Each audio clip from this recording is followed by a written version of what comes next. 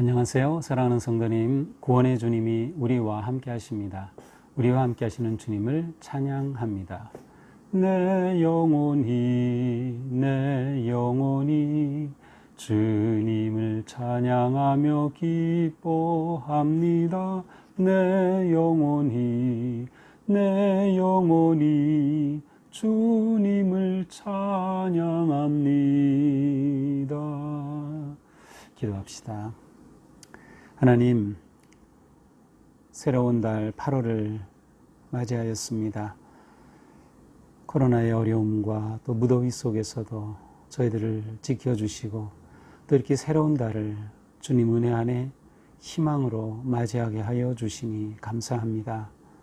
이 시간도 성령님 우리와 함께 하여 주셔서 우리의 삶이 주님의 은혜와 그 사랑 안에서 든든히 거룩하게 아름답게 세워지도록 인도하여 주시옵소서.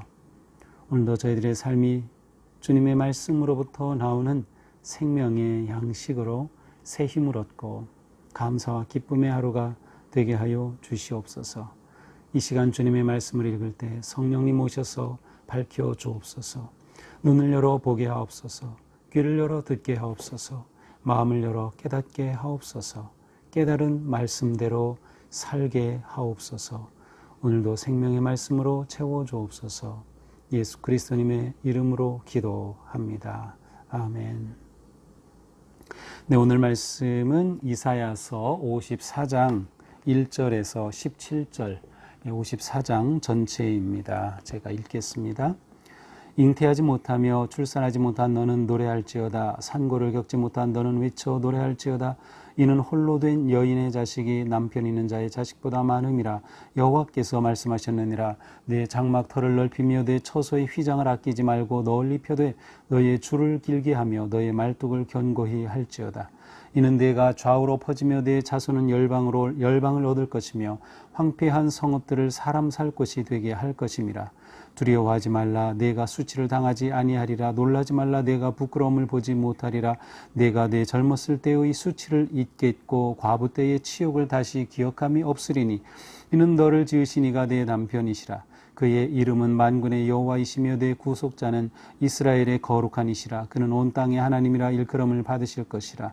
여호와께서 너를 부르시되 마치 버림을 받아 마음에 근심하는 아내 곧 어릴 때 아내가 되었다가 버림을 받은 자에게 함과 같이 하실 것임이라. 내 하나님께서 말씀하셨느니라. 내가 잠시 너를 버렸으나 큰 긍휼로 너를 모을 것이요 내가 넘치는 진노로 내 얼굴을 내게서 잠시 가렸으나 영원한 자비로 너를 긍휼히 여기리라. 내 구속자 여호와께서 말씀하셨느니라. 이는 내게 노아의 홍수와 같도다. 내가 다시는 노아의 홍수로 땅 위에 범람하지 못하게 하리라. 맹세한 것 같이 내가 내게 노하지 아니하며 너를 책망하지 아니하기로 맹세하였노니 산들이 떠나며 언덕들은 옮겨질지라도 나의 자비는 내게서 떠나지 아니하며 나의 화평의 언약은 흔들리지 아니하리라. 너를 긍휼히 여기시는 여호와께서 말씀하셨느니라.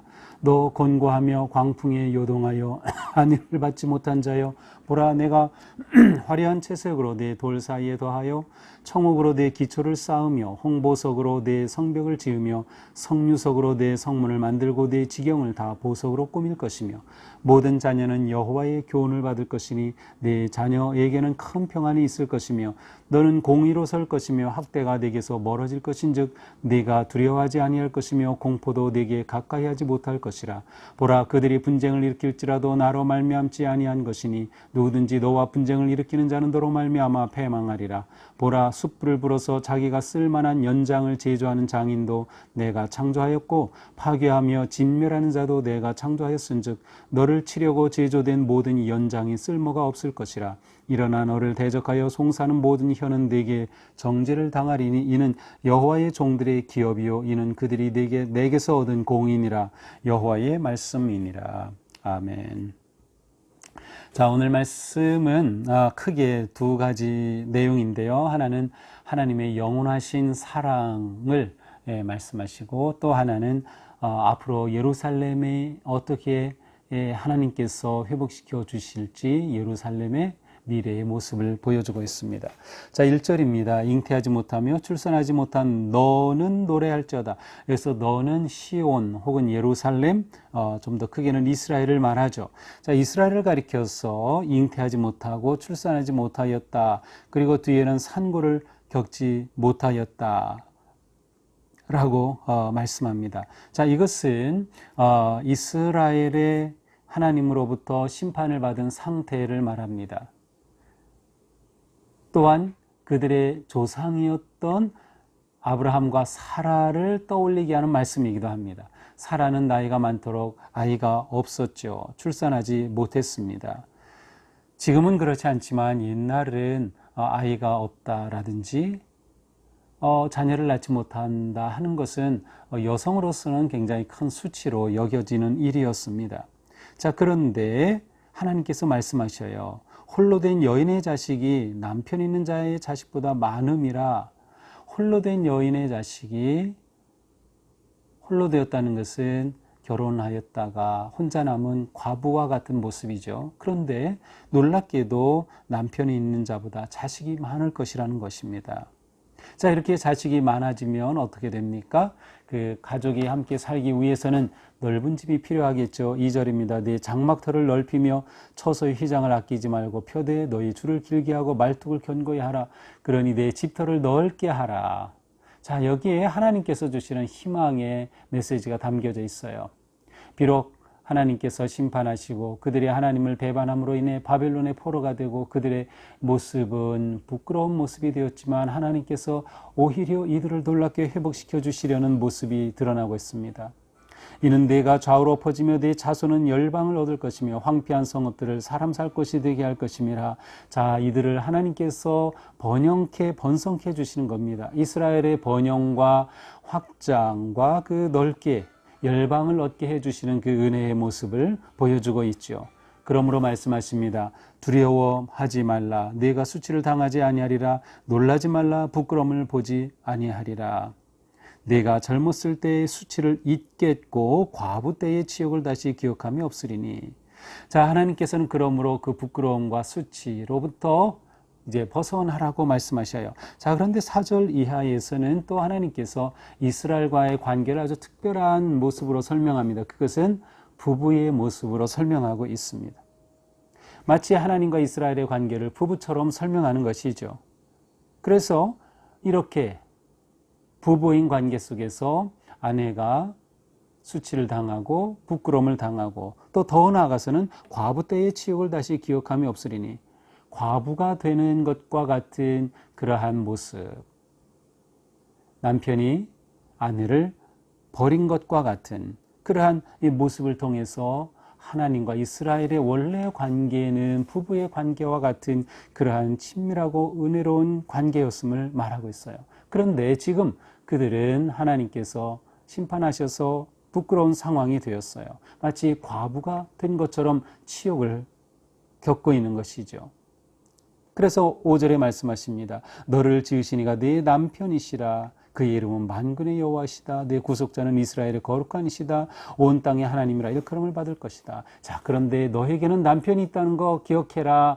내가 너희의 남편이다. 그 이름은 만군의 여호와시다. 만군의 여호와가 너희의 남편이다. 라고 이렇게 말씀하십니다. 그 말은 하나님께서 이스라엘에 대한 책임과 그 다음에 권리가 있음을 말씀하고 계셔요. 부부의 관계에서 남편이 가지고 있는 책임과 권리가 있듯이 하나님께서 이스라엘 백성들을 그렇게 보신다는 겁니다. 6절 여호와께서 너를 부르실 때 마치 버림을 받아 마음에 근심하는 아내 곧 어릴 때 아내가 되었다가 버림을 받은 자에게 함과 같이 하실 것임이라. 네, 하나님께서 말씀하셨느니라. 자, 결혼해서 사는데 남편이 아내를 버린 거죠. 이혼한 것과 같이 되었어요. 그러나 실제로는 그게 아니라는 거죠. 우리가 50장에서도 한번 본 적 있죠. 내가 너희에게 이혼 증서를 써준 게 아니다. 이혼 증서가 있다는 것은 완전히 헤어졌다는 것을 말하죠. 버렸다는 것이에요. 그런데 하나님께서는 50장 1절에서 그게 아니라고 말씀하시죠. 너희 이혼 증서를 받았냐? 없다는 거예요. 아직도 나는 너희의 남편과 같다. 여기서도 마찬가지입니다. 나는 내 남편이다. 만군의 여호와, 내가 너의 남편이다. 비록 내가 버림을 받아서 마치 그렇게 된 것처럼 하였지만 그러나 이것은 잠시이지 이혼하고 내가 너를 영원히 버린 것이 아니라는 것입니다. 그렇게 본다면 이것은 마치 부부이지만 별거 하는 것과 같은 모습이에요.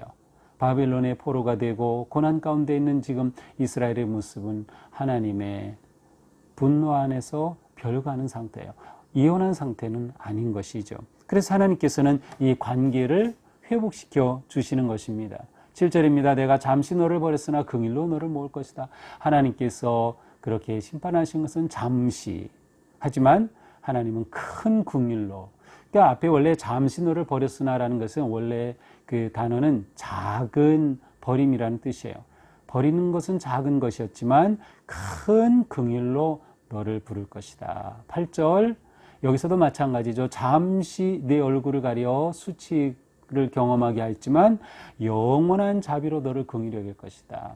너의 수치는 잠깐, 나의 긍휼은 영원하다. 그러면서 노아의 홍수의 이야기를 들려주십니다. 9절입니다.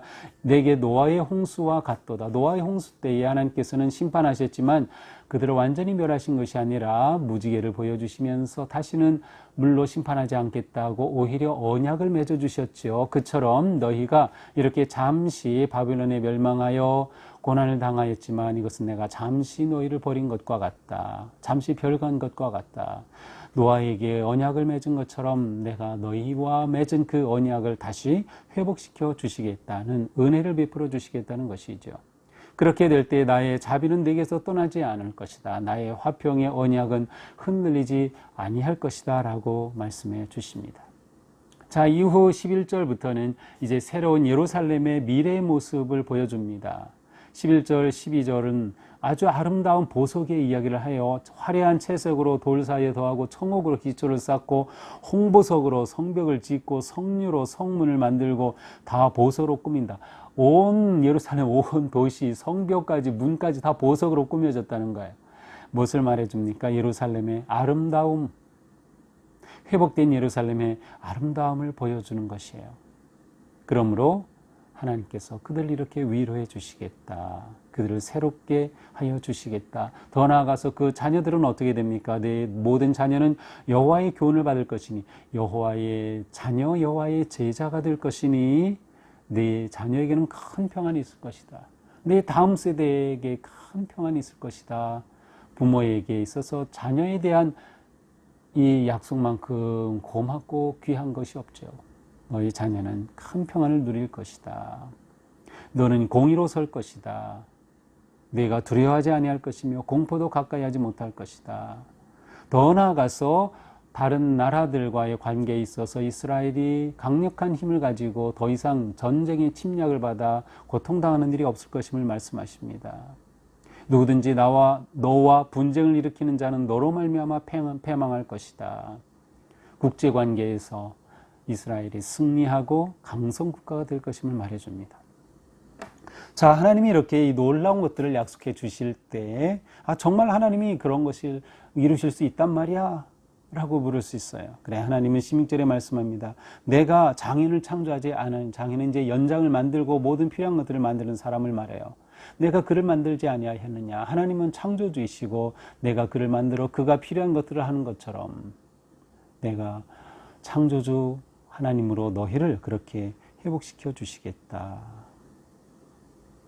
이는 여호와의 종들의 기업이요 그들이 내게서 얻은 공인이라 여호와의 말씀이니라. 하나님의 놀라운 정의와 다스리심이 그들 가운데 이루어지고 그들은 회복된 부부와 같이 하나님의 사랑을 받는 복된 민족이 될 것임을 약속해 주고 계십니다. 자, 오늘 말씀을 보면서 우리는 아주 중요한 것을 깨닫게 됩니다. 그것은 바로 하나님의 사랑은 영원하다. 하나님의 사랑은 영원하다. 자, 오늘 말씀을 보면서 대조적인 모습이 보입니다. 별거하거나 버림받거나 심판을 받거나 진노를 받는 것. 그것은 잠깐 또 일시적인 것, 작은 일, 흔들리는 일입니다. 반면에 하나님의 사랑과 자비와 은혜와 평화와 언약, 이것은 영원하고 견고하고 큰 것이다. 잠시와 영원, 작은 것과 큰 것, 흔들리는 것과 견고한 것. 이것이 대조를 이루면서 그들이 당한 이 모든 고난에도 불구하고 그들이 하나님의 사랑과 자비 안에 회복될 일은 엄청나고 영원하다는 것을 말씀해 주고 계십니다. 자, 그렇습니다. 우리의 하나님이 이러한 분이시라면 하나님은 마치 나의 남편과 같이 나와의 언약을 하나님께서 스스로 지켜주시고 그 언약에 책임을 져주시겠다는 것이에요. 그러므로 우리는 끝까지 하나님을 의지하고 신뢰하면서 어떤 고난과 어려움 속에서도 인내함으로 승리해야 할 것입니다. 그렇습니다. 우리의 구원은 영원합니다. 어떤 경우에도 우리의 구원은 빼앗길 수 없는 것이죠.